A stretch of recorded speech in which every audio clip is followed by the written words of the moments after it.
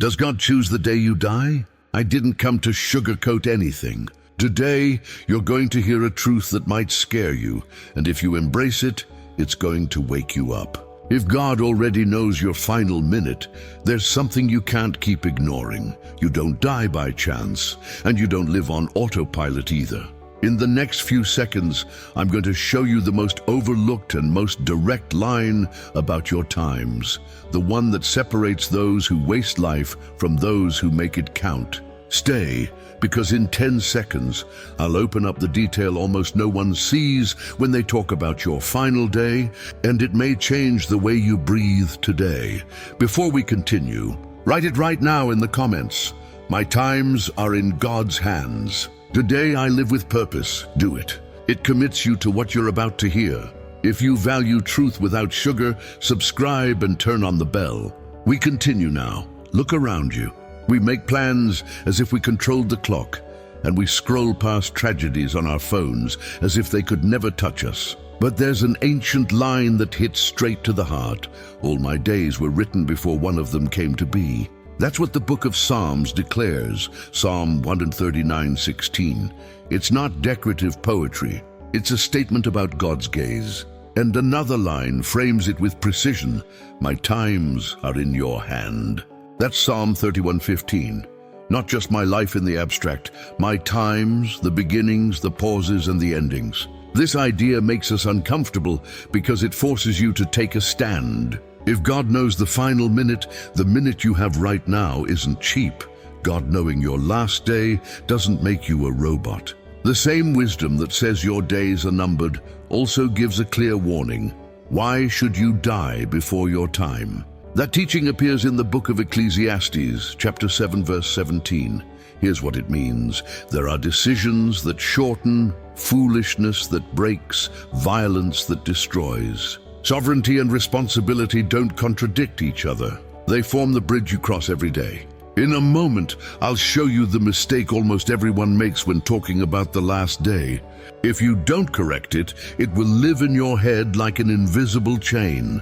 Listen to this scene. A leader whom God himself led reaches the end of his mission with strength still in his body and departs when the work is finished. This is told at the end of Deuteronomy.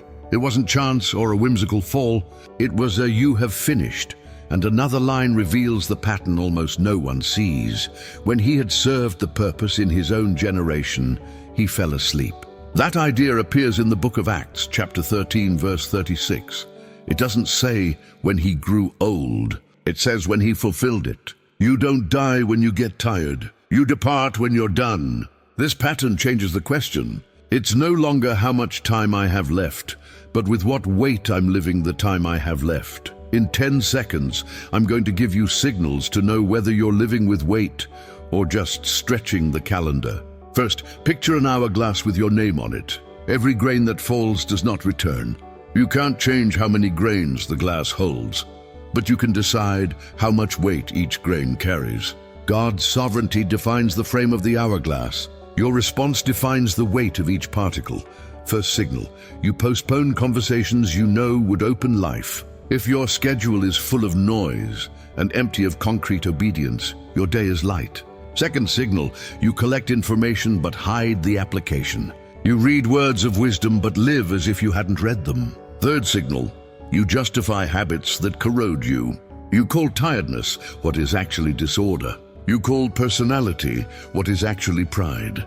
If you recognize yourself, don't blame yourself, correct your course. The hourglass doesn't stop, but you can change the material that's falling. Most people obsess over the date. Wisdom focuses on the why. A young man, stoned for telling the truth, looks up with peace. That story is told in the book of Acts, chapter 7.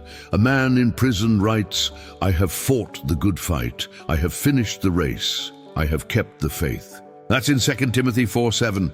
An old man holding a living promise in his arms says, now I can depart in peace. The Gospel of Luke describes it, chapter 2, verses 29 to 30. It's not magic, it's mission accomplished. Peace doesn't show up on the last day as a prize. It's cultivated every day beforehand. There's a passage few want to face head on. A messenger tells a king, "Set your house in order, you will depart." This account appears in the book of Isaiah, chapter 38. The king doesn't resign himself. He breaks, he prays, he asks for mercy. God responds with margin and adds 15 years. It wasn't coincidence. It was grace. But those extra years expose a danger. Arrogance and short-sightedness can turn margin into a problem if you lose focus. If God gives you extra air, it's not to sleep. It's to correct and advance. Write this now in the comments. I am alive by purpose, not by chance. This declaration sharpens your focus. And if you haven't subscribed yet, do it now, because what's coming may save you years of silent wear, and for someone you love, a dark night. When life breaks, questions fly like arrows. Why now? Why that person? Where was God? There are losses that don't fit our molds and pains that don't deserve cheap explanations. Ancient wisdom is honest. The secret things belong to the Lord, as the book of Deuteronomy says, chapter 29, verse 29. This doesn't make you less intelligent. It makes you more humble. You won't always see the full tapestry, but you can walk with the one who does. And even in what we don't understand, there's a solid promise. All things work together for good for those who love God. That's what the letter to the Romans teaches. Chapter 8, verse 28.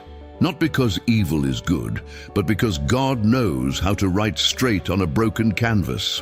There are also abrupt endings that the sacred history records as warnings. Two people pretended a perfect offering, but inside there was a lie and they fell in an instant. That's in the book of Acts, chapter 5.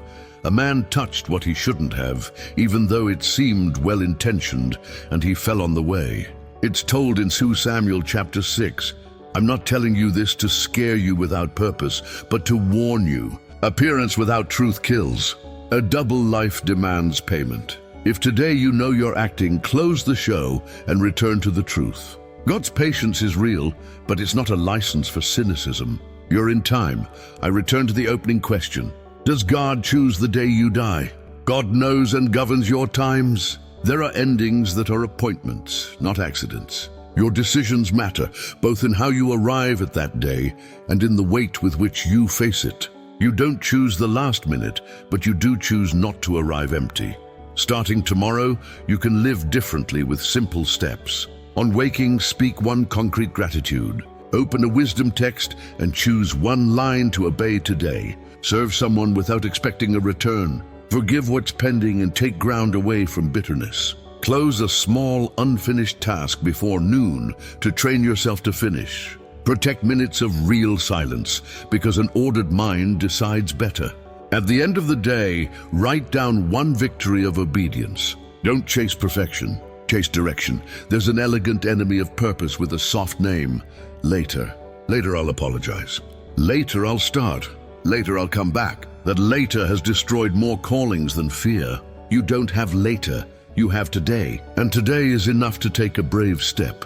The fear of death is often not fear of the door. It's fear of reaching the door and looking back to discover an empty hallway. That's why wisdom asks, teach us to number our days, that we may gain a heart of wisdom. That cry is in Psalm 90:12. Numbering isn't crossing days off. Numbering is giving weight. Today, you can make your day weigh more than a whole week of distraction. This pattern repeats.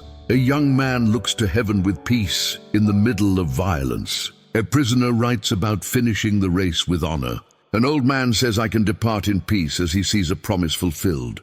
And the supreme example, no one took his life. He laid it down when the work was complete. That declaration appears in the Gospel of John, chapter 10, verse 18.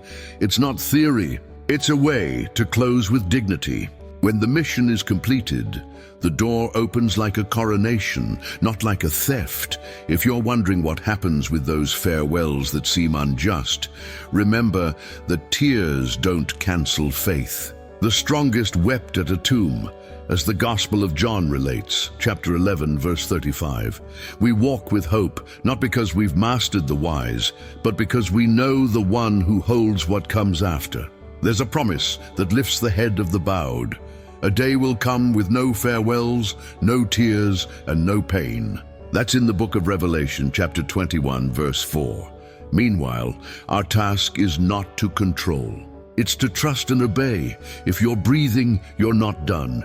There is something only you can do now. Think of 3 names: someone you must call, someone you must forgive, someone you can serve.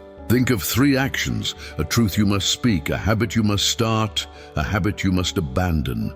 Don't fill the whole list. Choose one and do it today.